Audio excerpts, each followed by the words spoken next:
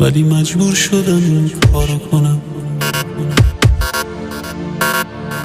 نمیخواستم تو بیفتی از چشام، نمیخواستم بمونی بازم به پا، نمیخواستم ببینم اشک تو رو عزیزم. گریه دیگه بسته بود،